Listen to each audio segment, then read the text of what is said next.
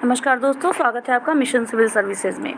15 अगस्त 2022 को आज़ादी की 75वीं वर्षगांठ और 76वें स्वतंत्रता दिवस की बहुत बहुत शुभकामनाएं आप सभी को। इसी के साथ आज के करेंट अफेयर्स के प्रश्नोत्तर हमारे सामने हैं, तो चलिए इनको डिस्कस करते हैं। युद्ध अभ्यास भारत और किस देश के बीच आयोजित एक सैन्य अभ्यास है? हमारे ऑप्शंस हैं जापान, यूएसए, ऑस्ट्रेलिया, फ्रांस। सही उत्तर है बी, यूएसए।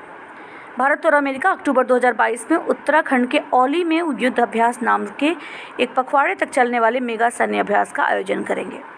इसमें कई जटिल अभ्यास शामिल होंगे। ये 18वां संस्करण है। इसका अंतिम संस्करण अक्टूबर 2021 में अमेरिका के अलास्का में हुआ था। चलते हैं अगले प्रश्न पर। दूसरा प्रश्न है, किस संगठन ने स्वदेशी रूप से विकसित लेजर निर्देशित ATGM का परीक्षण किया? हमारे ऑप्शंस हैं ए HAL, DRDO, BEL या भेल। सही उत्तर है बी, DRDO। रक्षा अनुसंधान और विकास संगठन और भारतीय सेना ने स्वदेशी रूप से विकसित laser guided anti tank guided missile का परीक्षण किया है। इसे महाराष्ट्र में आर्मर्ड कोर सेंटर और स्कूल के सहयोग से KK रेंज में मुख्य युद्धक टैंक अर्जुन से लॉन्च किया गया था। तीसरा प्रश्न है, इसरो द्वारा लॉन्च किए जाने वाले 75 ग्रामीण स्कूलों में 750 लड़कियों द्वारा विकसित उपग्रह का नाम क्या है? हमारे ऑप्शन है भारत सेट, आज़ादी सेट, ग्राम सेट और कम्युनी सेट। सही उत्तर है बी, आज़ादी सेट। देखिए, भारतीय अंतरिक्ष अनुसंधान संगठन यानी कि इसरो श्रीहरिकोटा के सतीश धवन अंतरिक्ष केंद्र से एक लघु उपग्रह प्रक्षेपण यान यानी SLV लॉन्च करने के लिए तैयार है। ये इसरो द्वारा निर्मित सबसे छोटा और सबसे हल्का वाणिज्यिक रॉकेट है। ये एक स्वदेशी रूप से विकसित पृथ्वी अवलोकन उपग्रह और क्यूबसेट आज़ादी सेट लेके जाएगा, जिसे ग्रामीण भारत के 75 स्कूलों में 750 स्कूली लड़कियों द्वारा विकसित किया गया था। ये उपग्रह राष्ट्रगान के साथ एक विशेष अंतरिक्ष गीत लेकर जाएगा। चौथा प्रश्न है, अगस्त 2022 में मौद्रिक नीति समिति MPC की बैठक के बाद रेपो दर क्या है? देखिए, जो रेपो दर है इसके ऑप्शंस हैं 5.0, 5.2, 5.4 और 5.75। सही उत्तर है सी, 5.4।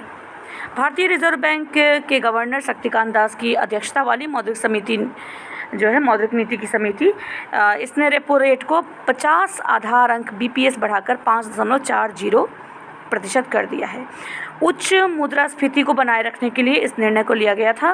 फैसले के बाद रेपो रेट महामारी से पहले के 5.15% के स्तर से ऊपर है। लगातार 3 नीतिगत बैठकों में समग्र वृद्धि दर 140 आधार अंक हो गई है। पांचवा प्रश्न है, ताइवान के आसपास किस देश ने अपना अब तक का सबसे बड़ा सैन्य अभ्यास किया? ऑप्शन है USA, चीन, इजराइल या रूस। सही उत्तर है बी, चीन।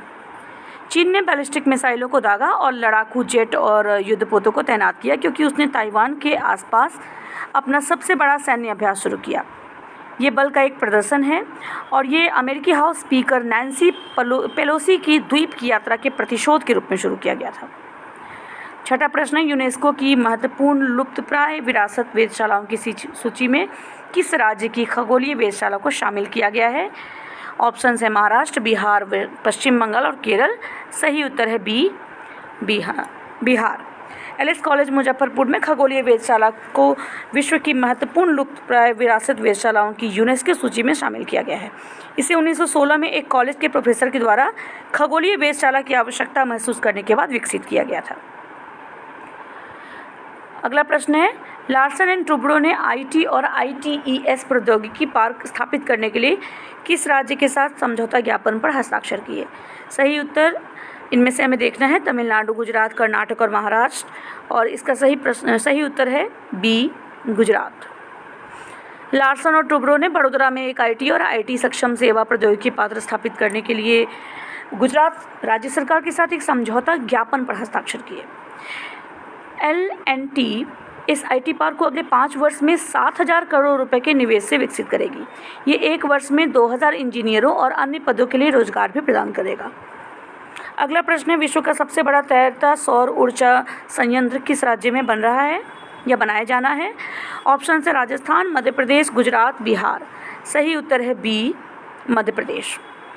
अक्षय ऊर्जा मंत्रालय की हालिया घोषणा के अनुसार मध्य प्रदेश के खंडवा में दुनिया का सबसे बड़ा तैरता हुआ सौर ऊर्जा संयंत्र बनने जा रहा है। इस संयंत्र से 2022 से 23 तक 600 मेगावाट बिजली पैदा होने की उम्मीद है और इसकी कीमत 3,000 करोड़ रुपए से अधिक होने का अनुमान है। वर्तमान में भारत की सबसे बड़ी तैरती सौर ऊर्जा परियोजना तेलंगाना के रामागुंडम में परिचालित है। अगला प्रश्न है, आयकर विभाग के टीन 2.0 प्लेटफॉर्म पर अपने पेमेंट गेटवे प्लेटफॉर्म को सूचीबद्ध करने वाला भारत का पहला बैंक कौन सा है? ऑप्शंस हैं Bharatiya state bank, federal bank, Punjab national bank और एक्सिस बैंक। सही उत्तर है B, federal bank. Federal bank आयकर विभाग के टिन 2.0 प्लेटफॉर्म पर अपने पेमेंट गेटवे को सूचीबद्ध करने वाला भारत का पहला बैंक बन गया है। पेमेंट गेटवे करदाताओं को credit card, debit card, UPI, NEFT, RTGS और इंटरनेट बैंकिंग जैसे तरीकों का उपयोग करके अपना भुगतान करने में सक्षम बनाता है। अगला प्रश्न है, कौन सा देश 2022 के लिए संयुक्त राष्ट्र सुरक्षा परिषद आतंकवाद विरोधी समिति की अध्यक्षता करता है? ऑप्शंस हैं चीन, रूस, भारत या कजाकिस्तान। सही उत्तर है सी, भारत।